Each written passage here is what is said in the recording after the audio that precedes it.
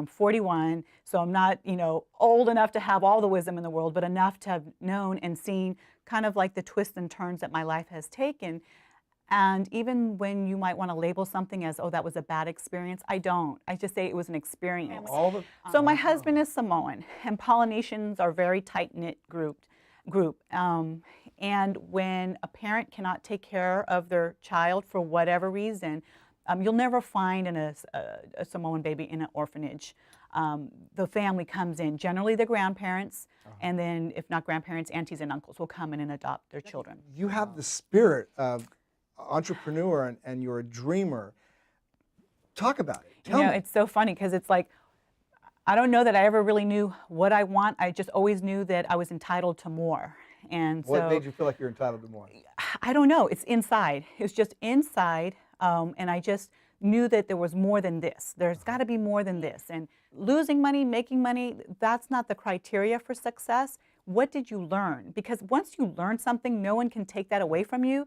So you can pick up and move anywhere and apply the same principles that made you a success here and apply those there. Right. And if you follow that formula, you'll recreate that success. So Absolutely. you have to find somebody that has the same level of integrity, if not more than yourself. I mean, you want to work with someone that, believes in your dream, has similar goals in mind, and is trustworthy. Because now, you're the dreamer of the house. Yes. And I mean, it's okay. I mean, to be a wife and the entrepreneur at the same time. Talk about that.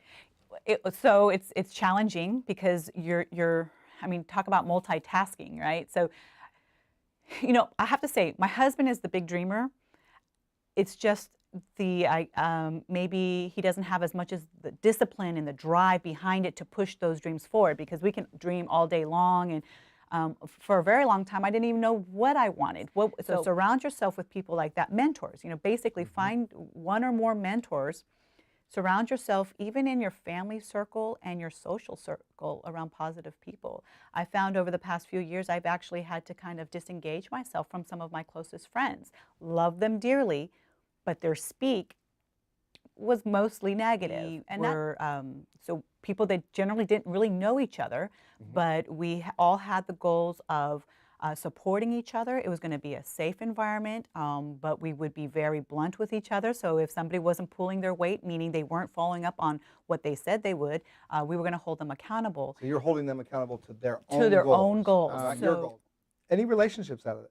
Friendships that have... Absolutely. So there are actually two couples. One couple here local to California, and they live in the next town over. So we've maintained very close relationship, and it's more of a, it's very much a personal relationship. It's not so much about their business, my business. It's just, checking in and seeing how each other's doing. And another couple out of the Atlanta, Georgia area, and that's also another personal relationship, but one where we're still contemplating doing business together. So, but it's never about the business. It's really about the relationship, and you just tend to click more with certain people because you can give up very easily. If you're listening to all the negative speak, it's so easy to throw in the towel and say, forget it, this doesn't work. But I think when you take your lumps, you get back up and you go again, that's what's going to build you stronger. Don't let anyone ever tell you that you're not worthy, that you can't do it. You've got to learn to block all of that out and just, really believe in your dream and hold on to it no matter, even if it's looking like it's not going to happen. Just believe that if you're patient enough and determined enough, that it will come to fruition, and you'll be happy that you didn't quit.